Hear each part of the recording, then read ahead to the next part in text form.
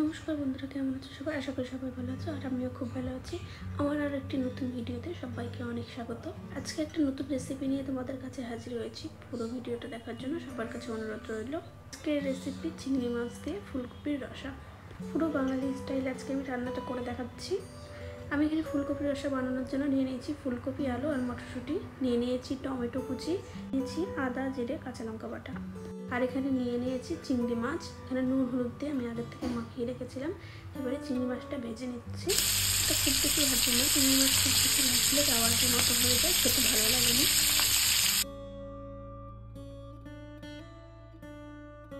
হয়ে গেছে চিংড়ি মাছ ভাজা, এবার তুলে রাখছি। এবার ওই তেলের মধ্যে ভেজে নিচ্ছি কেটে রাখা ফুলকপি।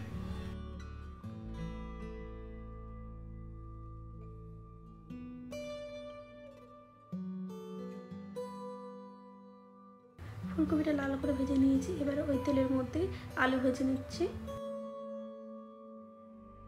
এবার তেলে দিয়ে দিচ্ছি গোটা গরম মশলা, দারচিনি, এলাচ আর লবঙ্গ, দিয়ে দিচ্ছি একটা তেজপাতা, আর এবার দিয়ে দিচ্ছি গ্রেট করে রাখা পেঁয়াজ।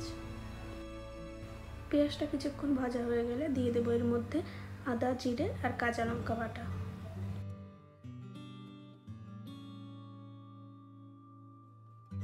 দিয়ে দিচ্ছি টমেটো কুচি,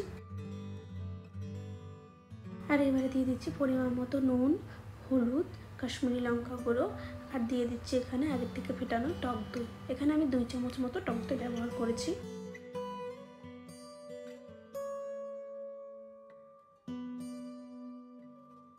এই মশলার মধ্যে আমি কিছুটা সর্ষের তেল যোগ করে দিচ্ছি, কারণ প্রথমে আমি একদমই কম তেল দিয়েছিলাম।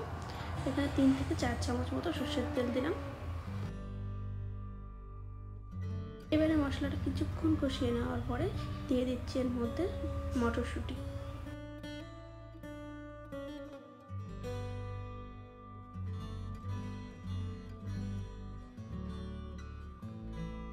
এবারে আরও 2 থেকে 3 মিনিট নেড়ে ছেড়ে দিয়ে দিচ্ছি ভেজে রাখা আলু আর ফুলকপি।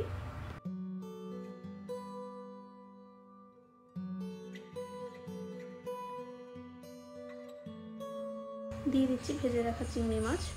এবারে সব কিছু খুব ভালো করে কষিয়ে নেব। এই কষানোর উপরেই কিন্তু তরকারির টেস্টটা নির্ভর করছে। মশলাটা কষানো হয়ে গেলে দিয়ে দিচ্ছি এর মধ্যে উষ্ণ গরম জল।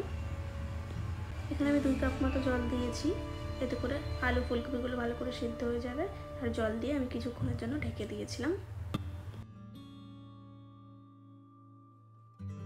এবারে উপর থেকে ঘি আর গরম মশলা দিয়ে দিলে রেডি আমাদের চিংড়ি মাছ দিয়ে ফুলকপির রসা। এই রেসিপিটা কিন্তু ভাত, রুটি, লুচি সব কিছুর সাথে খাওয়া যেতে পারে। তো আজকের রেসিপিটা তোমাদের কেমন লেগেছে কমেন্টে কিন্তু অবশ্যই জানিও, আর ভালো লাগলে একটা লাইক করে দিও, আর একবার হলেও রান্নাটা বাড়িতে ট্রাই করে দেখো, আশা করি ভালো লাগবে। পুরো ভিডিওটা দেখার জন্য সবাইকে অসংখ্য ধন্যবাদ। ভিডিওটা ফেসবুক থেকে দেখলে ফলো করে দিও, আর ইউটিউব থেকে দেখলে সাবস্ক্রাইব করে পাশে থেকো। আজকের মতো ভিডিওটা এই পর্যন্ত। ততক্ষণের জন্য ভালো থাকবে, সুস্থ থাকবে। আজকের মতো টাটা।